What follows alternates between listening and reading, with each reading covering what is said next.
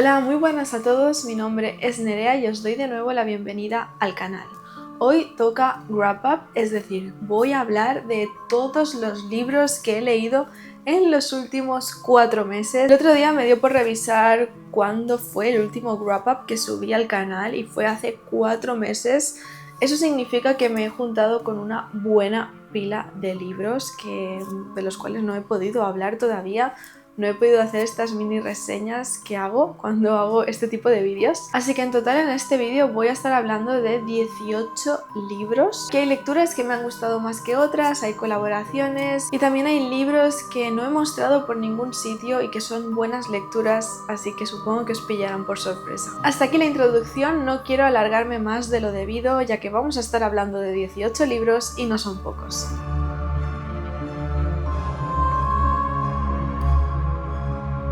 El primer libro del que os voy a hablar, y este va a sorprender porque no está dentro del género de terror, sino es fantasía, y estoy hablando de Project Hail Mary. Mucha gente conocerá ya esta novela, fue un bestseller en su momento y se sigue hablando muy bien de ella, ya que de aquí poco, no recuerdo bien el mes, pero se va a estrenar una película de esta novela en el cine. Os dejaré por aquí el cartel de la película, que ya es oficial.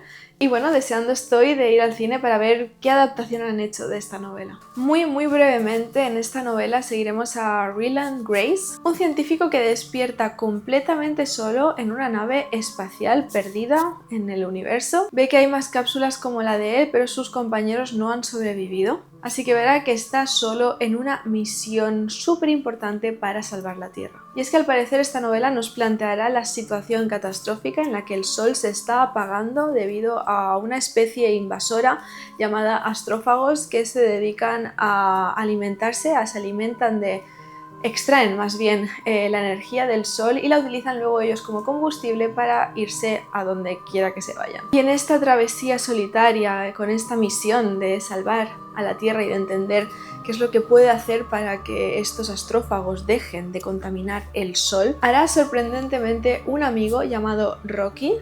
Y no es como los humanos, es otra especie alienígena. Lo describe como una araña gigantesca con muchísimas patas. Y aunque tenga un aspecto amenazante, Rocky será el fiel amigo y compañero de nuestro protagonista. La verdad es que estos dos protagonistas crean una complicidad muy entrañable, de verdad que sufres muchísimo porque no le pase nada a ninguno de los dos, sobre todo a Rocky. Lo quieres como si fuese también tu mascota de alguna forma. Creo que hacía tiempo que no me construían un personaje tan entrañable, creo que no tiene otra palabra. Vale, ¿qué decir a rasgos generales de esta novela? Me gustó mucho. La verdad es que te mantiene en vilo, quieres continuar todo el rato. Podemos estar durante 3 capítulos hablando de cómo funcionan los astrófagos, la cantidad de hidrógeno que tienen en su cuerpo, por qué se propulsan con la luz del sol, a dónde van, allí se multiplican por el hidrógeno. Todas estas explicaciones científicas que la verdad es que no se me hicieron para nada pesadas. Un tema que a priori es complejo si no sabes de la materia, el autor lo explica de una forma muy fácil. Y todo esto mezclado con una buena trama que también te mantiene en vilo y con unos personajes, como he dicho antes, súper entrañables y magníficos, pues hace que sea una novela realmente digna de admirar y no me sorprende que haya tenido tanta fama. La siguiente novela que leí fue Cara de Liebre de Liliana Bloom, que lo tengo aquí. Y este voy a pasarlo muy rápido porque os voy a dejar por aquí enlazado el vídeo que hice un vídeo especial a Liliana Bloom. Y dentro de ese vídeo dedico, unos minutos bastante largos para reseñar Cara de Liebre, una mujer que es una asesina serial que va de caza en busca de hombres a los que poder cuidar. La siguiente novela que leí fue El peso del silencio de Marta Barilari. Este también justo hablé de él en el anterior vídeo en el que hablaba de 5 libros que aparecía el personaje de un psicópata, así que tampoco me voy a extender demasiado teniendo en cuenta que nos quedan muchos libros de los que hablar. Aquí en esta novela también se nos presenta la figura de un psicópata, al igual que en Cara de Liebre. Seguimos a Beltrán, se nos presenta ya de niño en una casa totalmente disfuncional donde su madre abusa sexualmente de él. Beltrán, debido a este trauma, es incapaz de pronunciar una sola palabra, así que iremos acompañando a Beltrán a lo largo de sus años hasta que se haga todo un hombre. Dará puro terror porque, como comprenderéis, un niño que se cría en X situaciones, nada bueno puede salir de ahí. Es un adolescente con muchísimas patologías que además tiene cuerpo de bestia, así que será otro asesino serial en busca de amor, muy en el fondo, pero que se comportará como un auténtico salvaje. Y este sí, este es mucho más fuerte que Cara de Liebre, este no es para todo el mundo, ya que no creo que llegue a ser splatterpunk, pero es terror extremo en mayúsculas. El siguiente libro que leí fue Crisálida de Fernando Navarro. Aquí sí que no me voy a extender absolutamente nada porque tenéis una reseña específicamente para esta novela en la que hablo con spoilers, así que id a verla. El siguiente libro que leí fue Los 7 locos de Robert Alt, de la editorial Anomalía. Esta es una novela que yo tenía que recordarme constantemente que no estaba leyendo a Dostoyevsky porque tiene todos los ingredientes para que parezca una novela, una historia de este autor. Tiene unos personajes rotos, perdidos, tiene una sociedad que oprime, personajes que se mueven por auténticos suburbios y bueno, esta historia está cargada de una crítica social aplastante. Aquí seguimos a uno de esos personajes que ya estaba comentando, a Erdosain. Es un hombre que está hasta el cuello de deudas, está a punto de quebrar básicamente. Y ya no solo tiene una crisis económica, también tiene una crisis existencial, va vagando por las calles como si fuese un fantasma. Y en esto que se topará con una enigmática figura llamada el astrólogo. Y el astrólogo es una especie de hombre que se cree un líder, un tanto narcisista, que sueña con cambiar el mundo y está elaborando un plan para que emerja una nueva sociedad liderada por él, obviamente, y donde la economía, la base de la economía serán los prostíbulos.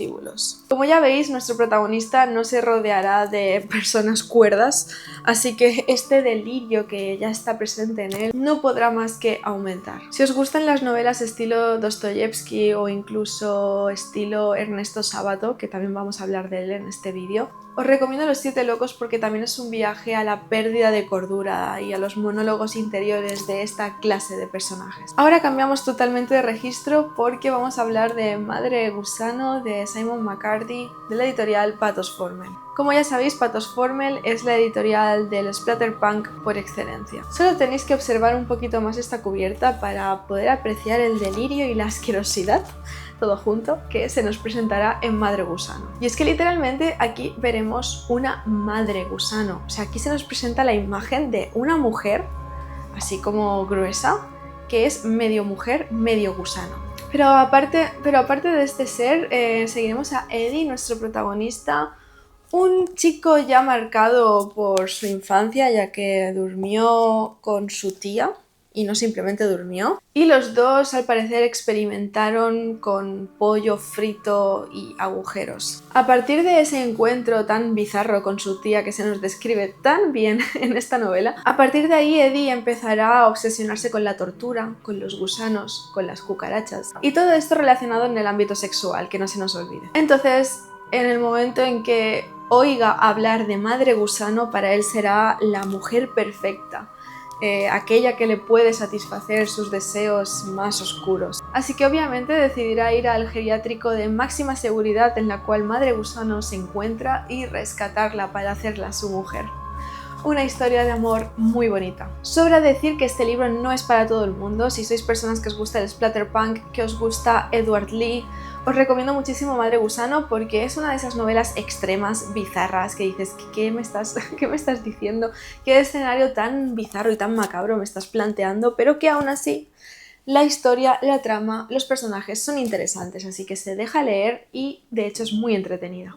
El siguiente libro del que os quiero hablar es un libro de relatos muy interesante que no lo tengo en físico porque lo escuché en audiolibro y se llama La mirada perversa de Edogawa Rampo. Estos relatos son estilo eroguro, creo que se llama. Sí, lo acabo de comprobar, es eroguro. Es esta mezcla de historias eróticas pero con un toque bastante marcado grotesco. La verdad es que me encantaron estos relatos, me encantaron porque son cortitos, se hacen muy amenos y 100% que transmiten este lado grotesco del que habla este subgénero. Es de la antología de relatos más macabra posiblemente que he leído. Estoy empezando a descubrir que la literatura asiática me ofrece un punto de vista en el terror que no me lo ofrece ningún otro tipo de literatura de terror. Me refiero a que yo normalmente estoy acostumbrada a leer literatura europea o americana, pero no soy muy asidua a leer literatura asiática hasta ahora porque sí que veo que me transmiten, no sé, un punto más macabro. Además, las historias tienen un punto quizá más filosófico que parece que no te estén diciendo nada, pero está cargado de simbología. Y además que a veces, en este caso no, en esta antología no, pero sí que he leído libros, sobre todo de Japón, que terminan las historias y digo, creo que no he entendido nada, en el sentido de creo que me han querido explicar mucho más, pero quizá por esta distancia cultural no acabo de entender qué es lo que realmente me quieren decir, pero a mí esta parte tan simbólica la verdad es que me gusta mucho. Para que esta explicación no quede aquí en el aire sin explicarla del todo bien, ordenaré mis pensamientos y haré un vídeo dedicado a la literatura asiática donde os recomendaré para mí los mejores libros de terror asiático que he leído. Pero volviendo a Rampo, la mirada perversa, os recomiendo mucho esta antología de relatos. Yo lo escuché en audiolibro, pero me lo escuché creo que en un día, o sea, es súper rápido, además que me imagino que el librito en físico será cortito. Aquí se nos plantearán preguntas como ¿puede un hombre llegar a ser un asesino a sueldo simplemente por aburrimiento? ¿Puede alguien enamorarse de una muñeca? ¿Y puede alguien tener celos de esa muñeca? ¿Puede lo más repugnante y lo más grotesco despertar el deseo sexual de alguien? El siguiente libro que leí fue sobre Héroes y tumbas de Ernesto Sábato. Muchos de aquí ya estaréis al tanto, pero yo me obsesioné, cosa horrible, con El túnel de Ernesto Sábato. Fue mi segunda mejor lectura del año pasado, pero bueno, podría haber sido la primera perfectamente. Pero bueno, vamos a hablar ahora sobre Héroes y tumbas. Como comprenderéis, yo, después de leer El túnel y de lo mucho que me había maravillado, yo quería leer sobre Héroes y tumbas, porque todo el mundo me decía que si me había gustado tanto El túnel, sobre Héroes y tumbas me iba a encantar. Y sí, me ha gustado, pero no me ha marcado tanto como El túnel y bueno, no me ha gustado tanto como El túnel. Al igual que en El túnel puedo decir que no le sobra ni un punto ni una coma, en Sobre héroes y tumbas sí que hubo pasajes que se me hicieron un poco pesados. Sí que hubo pasajes que era como reincidir una y otra vez en la misma idea. En esta novela seguimos a Martín Castillo, un joven, y como todo personaje típico de una novela de Dostoyevsky, Ernesto Sábato, Robert Alt, es un personaje perdido en la vida, sensible, confundido, que atraviesa una profunda depresión, marcada por esta crisis existencial que lo caracteriza. Pero su vida, su estado de ánimo cambiará, dará un vuelco cuando conozca a Alejandra, una chica muy enigmática, y estos dos entablarán una relación pero muy marcada por la obsesión, por la pasión, la mentira, y estos tres términos solo pueden acabar en una cosa, y es en tragedia. Cuando se nos presenta donde vive Alejandra, es una casa que está totalmente a oscuras, de verdad que esos pasajes eran maravillosos. Vemos a nuestro protagonista que entra en esta casa llena de pasadizos, ¿no? Que parece casi un sueño febril. Además que parece una casa del terror, ya que hay dos personajes, dos figuras que dan terror, e imaginar su presencia allí en la oscuridad la verdad es que es increíble, y también la carga metafórica que creo que tiene, ¿no? Porque al final son dos personas que han vivido ya su vida y que por una cosa u otra los han hecho ser unos desdichados y viven allí encerrados en una puerta, en una casa oscura, olvidados. Uno de esos personajes es el tío de Alejandra, que madre mía. La tercera parte de Sobre héroes y tumbas se llama Informe sobre ciegos, y allí conoceremos la historia de este personaje y es increíble. O sea, solo por eso, solo por ese apartado de 150 páginas más o menos, solo por esas 150 páginas vale la pena leer Sobre héroes y tumbas, porque es de lo mejor que he leído nunca. Trata de cómo este personaje se obsesiona a nivel de perder la cordura, aunque los ciegos están armando una revolución contra todos nosotros y viven en sociedades secretas debajo de la ciudad, pero hay pasajes que son realmente terroríficos en los que él va, por ejemplo, por una calle a oscuras y siente que hay un ciego que lo está persiguiendo y que cuando se gira este ciego lo está mirando directamente. En este pasaje tratan a los ciegos como algo casi Lovecraftiano, como personas que sí que son ciegas pero pueden ver mucho más allá, pueden ver mucho más que todos nosotros. Y luego todo el desenlace de Alejandra y nuestro personaje protagonista con su padre también es increíble. Aunque no me haya gustado tanto como El túnel, os recomiendo muchísimo Sobre héroes y tumbas porque es una de esas novelas que vale la pena leer en algún momento de nuestra vida. Continuamos con el siguiente libro que pude leer y es Telaraña de José Luis Cantos. Esta es una novelita que se sumerge de nuevo en el universo Simetría, que para los seguidores de este canal ya conoceréis este universo gracias a El hombre que nunca sacrificaba las gallinas viejas de Darío Vilas. Simetría es una isla que actúa siempre como un personaje más en la trama. Es una ciudad oscura, húmeda, donde nada bueno puede pasar y donde se gestan personajes repletos de patologías que, bueno, acaban protagonizando novelas como esta. Esta novela es una novela de personajes, tenemos diferentes personajes, tenemos a Ruby, una prostituta en busca de la felicidad, después tenemos a Héctor, un policía que está suspendido por sus métodos tan brutales de actuar, Blanca y Alberto, una pareja aparentemente feliz que sueñan con algún día escapar de Simetría, y por último Cotard es una adolescente que tiene un don especial que al parecer nadie cree que lo tenga. Esta es una novela frenética donde veremos estos personajes aparentemente independientes entre sí, pero que gracias a la trama irán entrelazándose e irán colaborando de alguna forma. Me gustó mucho, creo que si queréis volveros a sumergir en Simetría es una buena opción, aunque la única pega que le pondría a Telaraña es que para la mitad, tirando para el final, empecé a perder un poco el interés en la historia. Me dio la sensación que en algunos aspectos la historia se estaba alargando demasiado. Pero aún así tiene alguna sorpresita el libro que la verdad es que no me vi venir y me gustó bastante. El siguiente libro que leí fue La ensenada del diablo de Todd Keisling. Aquí en el vídeo que lo nombré en un book haul, mucha gente se rió de mí porque sí, estuve durante una semana llamando a este libro La ensalada del diablo porque no sé por qué yo aquí leía la ensalada y no la ensenada. Y obviamente no entendía nada. Veamos, esta novela me decepcionó un poquito. Esta historia abre de una manera trepidante que yo creo que lo he dicho ya en varios vídeos. Tengo un poco a nivel personal, tengo un poco de problemas con los libros que inician tan abruptamente, ya con tiros, con sangre, con gente quemándose, porque no me he situado del todo, no sé qué es lo que me está explicando y necesito un poco de calma, ¿no? Entonces ya de por sí La ensenada del diablo inicia con un inicio atronador. Esta novela es una historia de sectas, inicia con este culto de los señores de la voz o algo así.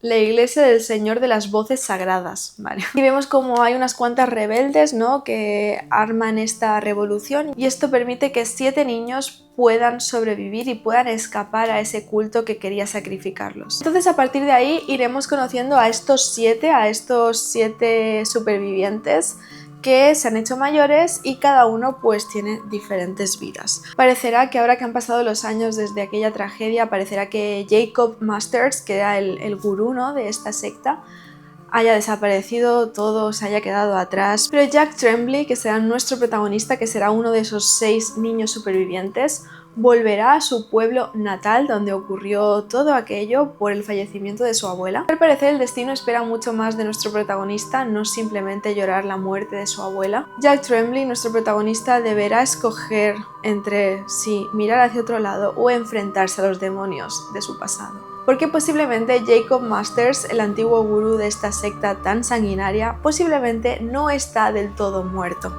Tiene una premisa muy interesante y que al margen de este inicio tan atronador que no fue tan de mi agrado, luego sí que es cierto que la historia se toma su tiempo para explicarnos cosas, así que por ahí bien. Pero mi verdadera crítica con esta novela es que no me ofreció absolutamente nada. Fue una historia muy predecible, para mí un tanto vacía. Sabía en todo momento qué es lo que iba a ocurrir, ningún personaje me acabó de gustar del todo. Pero el problema es que, aunque yo me lo intentaba tomar como puro entretenimiento y vamos a disfrutar de ello, es que mirad el tomo, o sea, es para mí bastante más grande de lo que debería. Creo que si a esta novela le hubiesen quitado 150 páginas, hubiese sido mucho mejor. Porque lo dicho, creo que la historia está carente de contenido y no creo que necesite tantas páginas para explicarlo.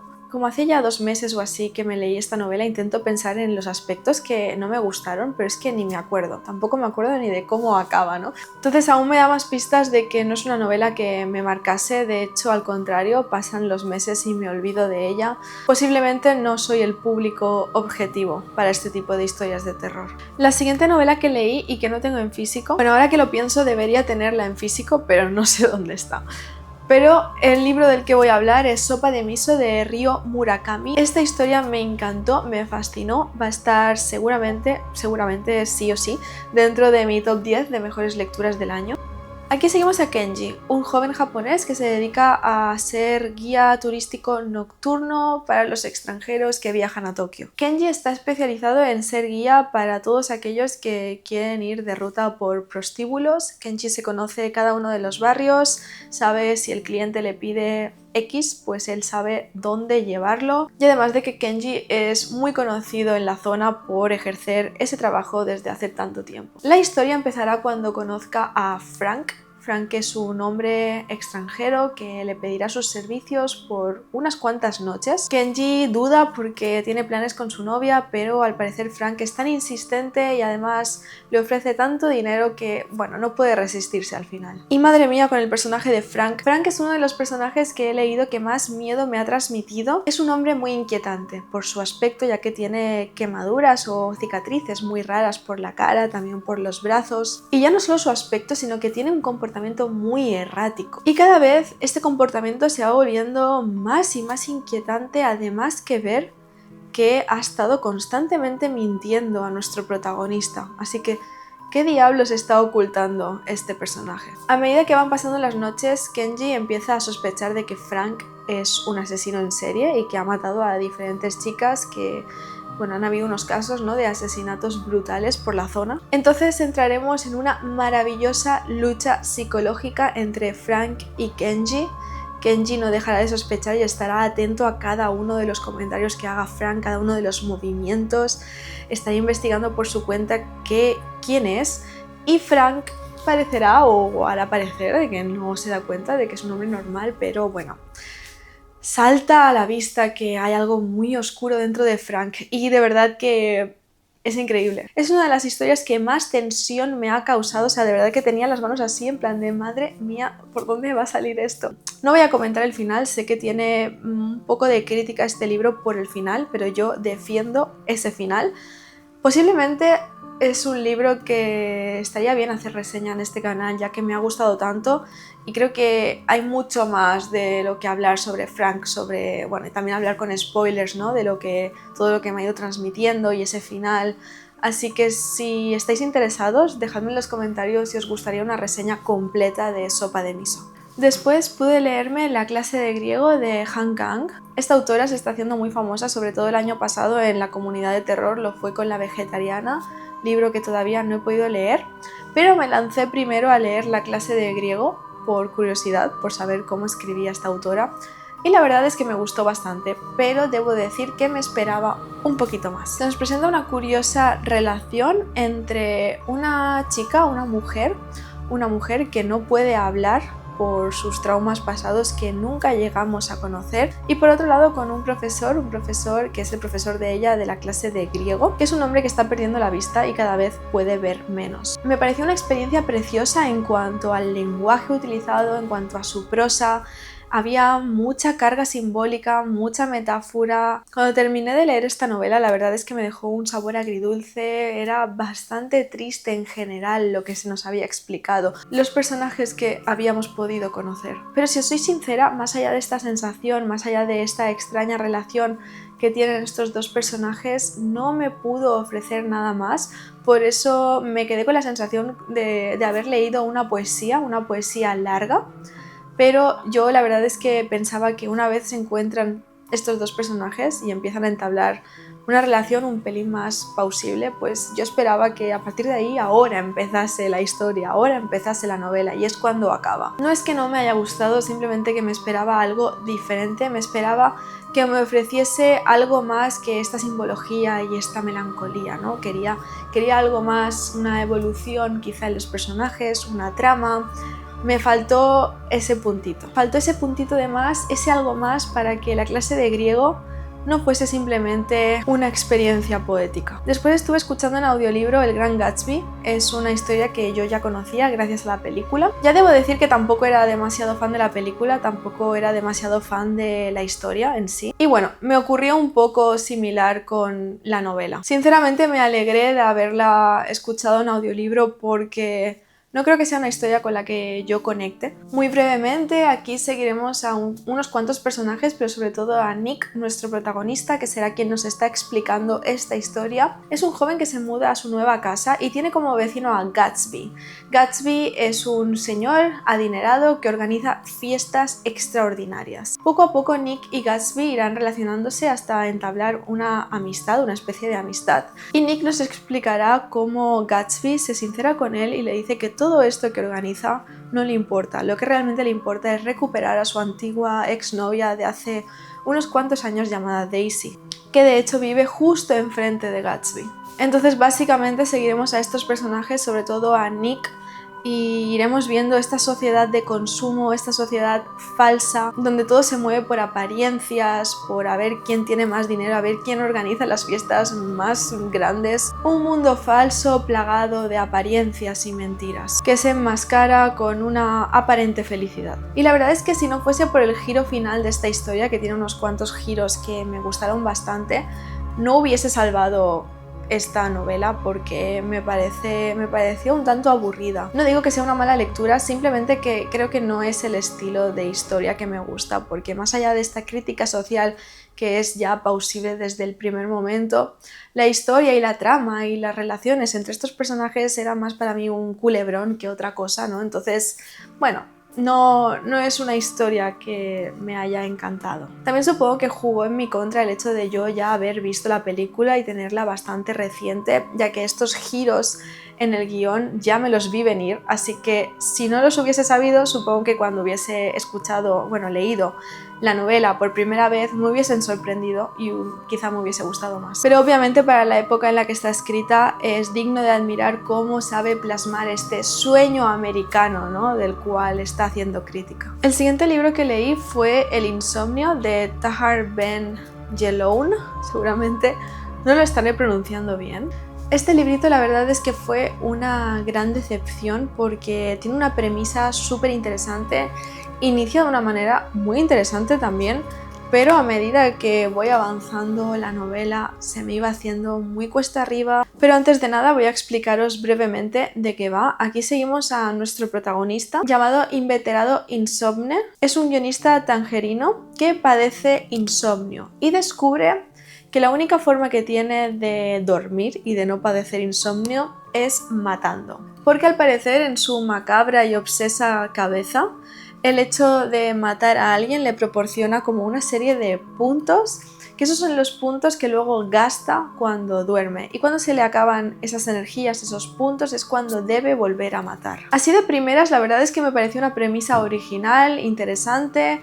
No sabía 100% qué es lo que nos iba a ofrecer esta historia, además que, bueno, la cubierta no es nada del otro mundo, pero tenía así un punto oscuro y no sé, me lo compré completamente a ciegas. Pero bueno, la verdad es que fue todo un fracaso. Las últimas páginas me las iba leyendo en diagonal porque lo único que quería era que acabase esta historia. Los primeros asesinatos que tiene son a personas que están a punto de morir, así que él en su cabeza se lo monta como que está haciendo un favor al mundo, está haciendo un favor a estas personas que simplemente están sufriendo, pero al final acaba convirtiéndose en una repetición una y otra vez de lo mismo. Tenemos a este protagonista, le llama al teléfono a alguien porque alguien se ha enterado de que esta persona pues puede asesinar a las personas, lo hace por hacerle un favor, luego vuelve a dormir mejor y luego vuelve a llamarle a otra persona y vuelve a hacerle ese favor y así, o sea, página tras página. Entonces llegó un momento que dije, bueno, esta historia me va a ofrecer algo más y no, la respuesta es no. Así que creo que le di, no sé si le di 2 estrellas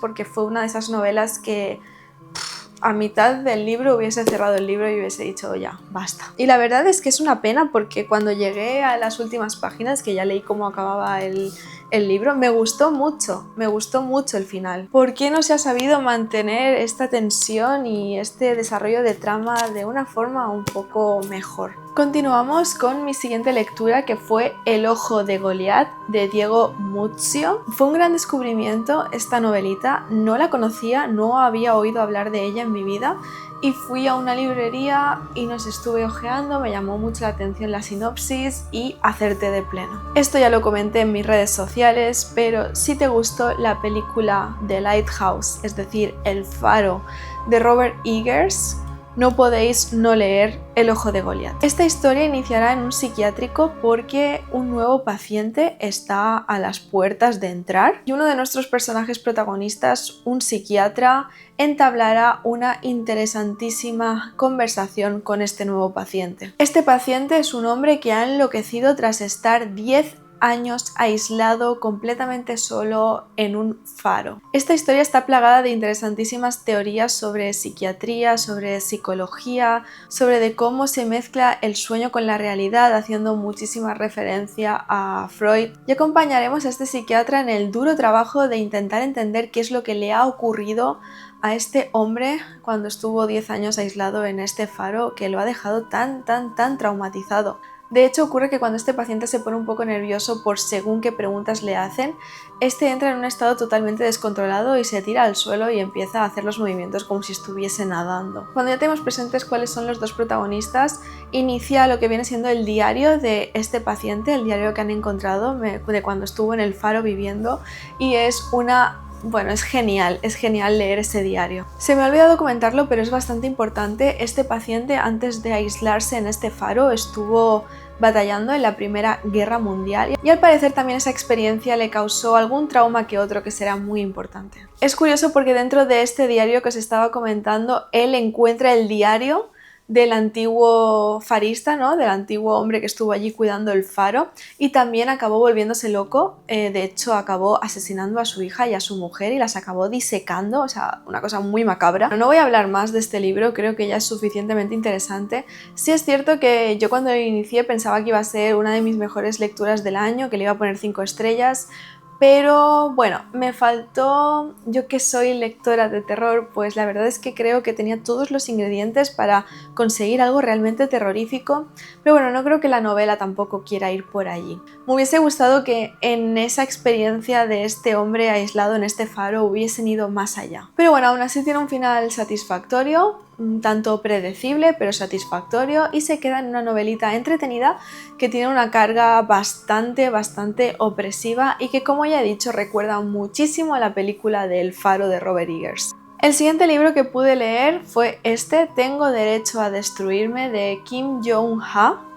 Este lo compré porque le pregunté a la editorial en la Feria del Libro de Madrid que, ya que había leído Sopa de Miso de la misma editorial y me había encantado, que me recomendasen algo parecido. A ver, debo decir que simplemente se parecen en que tratan un tema oscuro, pero bueno, tampoco le encuentro tanta similitud. Esta historia está narrada por un narrador espectral del cual no conocemos su nombre, no sabemos nada de él. Lo que sí que sabemos es que ayuda a las personas que están perdidas en su vida a suicidarse. En esta historia conoceremos a dos personajes, dos hermanos llamados C y K, y que ambos están enamorados de la misma mujer. Es un libro curioso, como he dicho, tiene una prosa que me gustó mucho, tiene frases muy potentes de estas de que estás todo el rato subrayando porque son realmente preciosas. Se lee realmente bien, tiene una prosa bonita pero a la vez muy fácil de leer. De hecho tiene como 110 páginas y te lo puedes leer perfectamente en 2 tardes. Pero es uno de esos libros, al igual que la clase de griego, que me he quedado con ganas de más.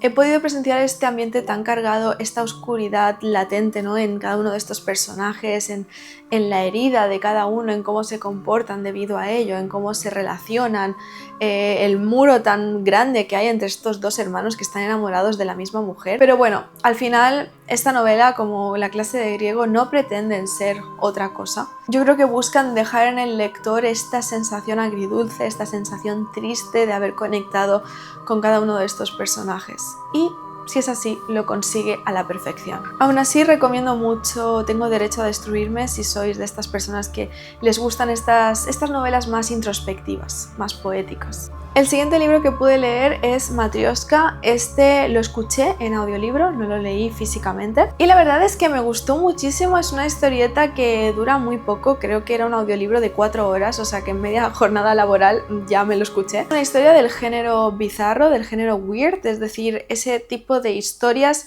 que se nos presentan pues cosas, ¿no?, que aparentemente son imposibles, pero por cómo está conformada la historia lo acabamos sintiendo como que es algo posible. Como por ejemplo en esta historia se nos presenta una historia de amor entre un humano, entre un ser humano y una matrioshka. La matrioshka es estas muñecas que tienen capas y capas, ¿no?, que vas sacando y cada vez hay una matrioshka más pequeñita. Y es que esta historia es literalmente esto, es un hombre que se enamora de una matrioshka y decide pues pasar la prueba que se supone que debe pasar para saber si realmente puede estar con ella toda la vida. Y esta prueba no es otra que estar con esta matrioshka durante una semana los dos encerrados en la misma habitación y a ver si son compatibles. Me gustó mucho esta historia porque es una premisa simple e incluso tonta, pero de tonta no tiene nada. Al final vemos que cuando está con esta matrioshka durante todos estos días, cada día veremos una personalidad diferente de esta muñeca y esto, bueno, está un poco reforzada con la idea de que las matrioshkas,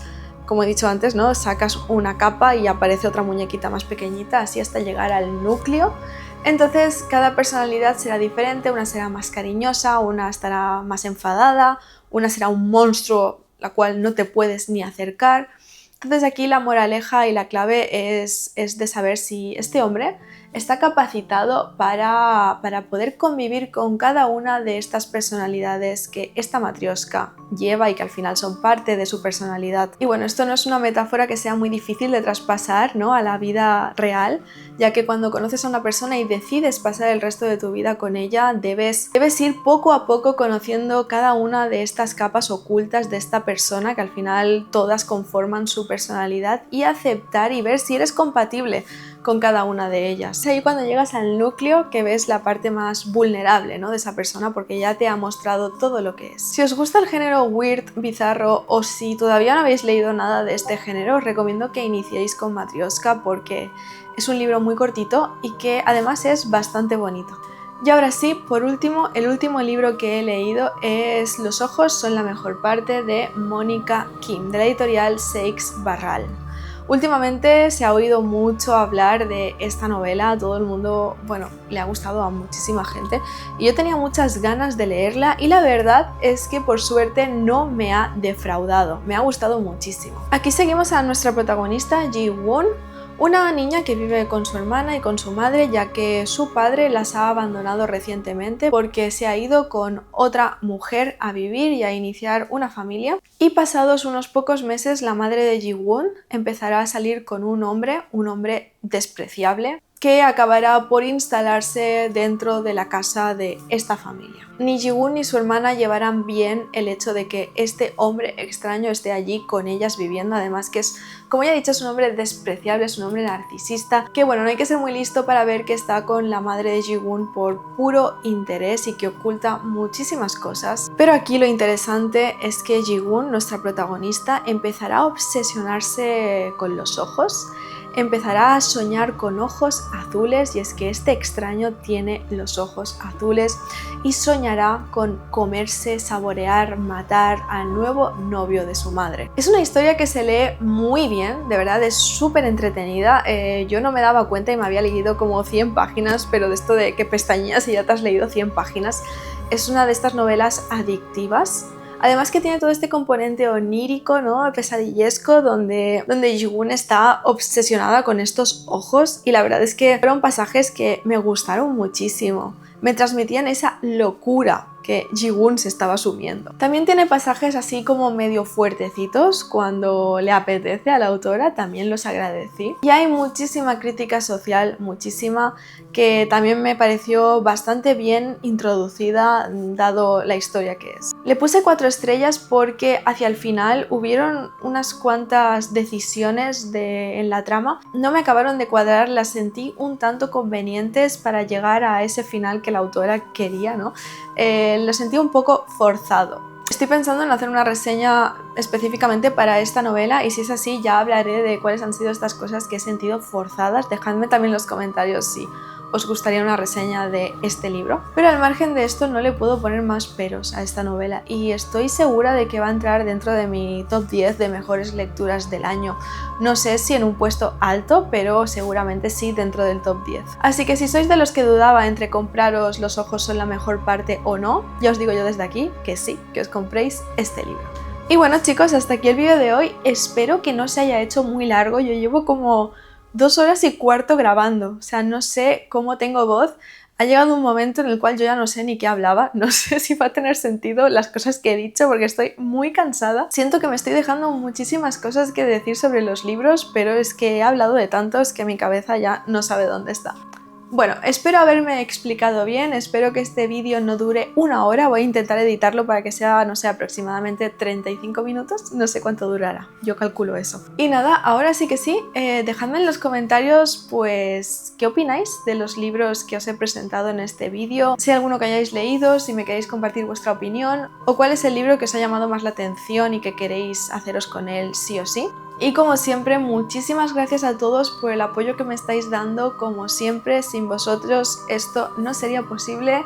Ya sabéis que me podéis seguir en mis redes sociales también, en Instagram, en Twitter, en TikTok.